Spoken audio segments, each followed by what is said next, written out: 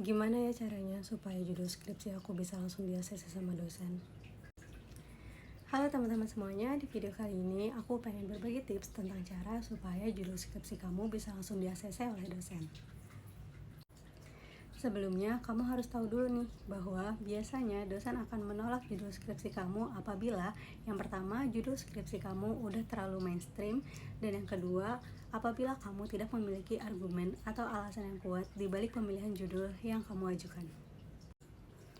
Untuk tips yang pertama, yaitu kamu harus menentukan dulu siapa subjek dan di mana kamu akan melakukan penelitian.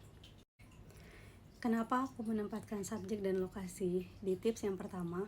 Karena menurut aku, kalau kamu sudah menentukan subjek dan lokasinya duluan, itu akan sangat memudahkan proses pengambilan data ketika kamu sudah di ACC bab 1, bab 2, dan bab 3-nya. Yang kedua adalah menentukan fenomena. Fenomena penelitian sendiri bisa ditentukan berdasarkan minat atau berdasarkan apa isu yang sedang terjadi di subjek dan lokasi yang ingin kamu lakukan penelitian. Misalnya, subjek penelitian kamu adalah remaja dan lokasi penelitian kamu ada di SMPX. Nah, untuk menentukan fenomenanya, kamu bisa cari tahu dengan cara kamu mewawancara beberapa siswa di SMP tersebut. Kamu tanya, gimana sih pergaulan kamu? Bagaimana hubungan keluarga kamu? Bagaimana pola asuh orang tua kamu? Bagaimana karakter keluarga kamu, guru kamu? Kamu bisa lakukan wawancara seperti itu sebagai bentuk preliminary untuk menentukan fenomena yang akan kamu ambil.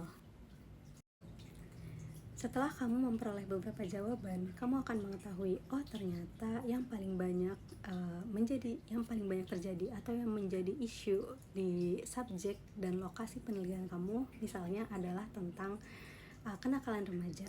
Nah, kamu bisa ambil fenomena tersebut sebagai topik penelitian. Yang terakhir adalah menentukan variabel. Nah, untuk menentukan variabel sendiri, biasanya aku menggunakan bantuan dari Google Scholar. Diketik aja di kolom pencarian tentang subjek dan tentang fenomena yang akan diteliti. Misalnya kayak tadi, kita sudah menentukan tentang kenakalan remaja. Dicari aja kenakalan remaja pada siswa SMP. Nah, nanti akan keluar tuh beberapa jurnal mengenai kenakalan remaja pada SMP. Nah, dari sini kamu bisa lihat, oh ternyata kenakalan remaja dengan motivasi belajar itu udah banyak. Kenakalan remaja dengan pola asuh orang tua itu ternyata juga udah banyak. Jadi kalau misalnya penelitian udah banyak, artinya penelitian tersebut udah mainstream dong.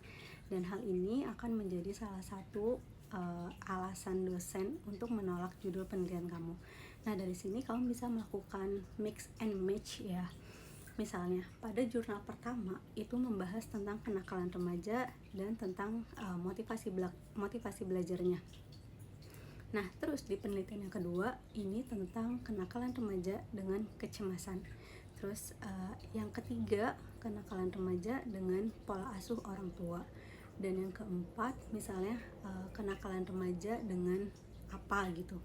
Nah, dari sini kan kelihatan, oh ternyata variabel yang terikatnya itu selalu tentang kenakalan remaja. Nah, dari sini bisa aja kamu balik. Jadi, dari yang tadinya kenakalan remaja ini adalah variabel terikat, kamu jadikan dia sebagai variabel bebasnya.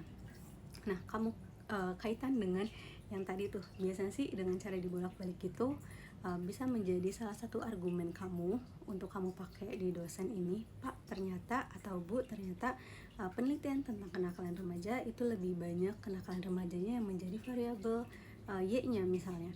Nah, kamu bisa bilang, nah di penelitian ini saya pengen kenakalan remajanya menjadi variabel bebasnya.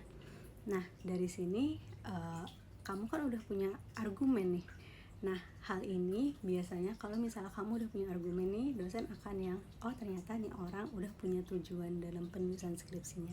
Dan itu akan menjadi lampu hijau untuk kamu meneruskan, untuk kamu lanjut ke bab 1.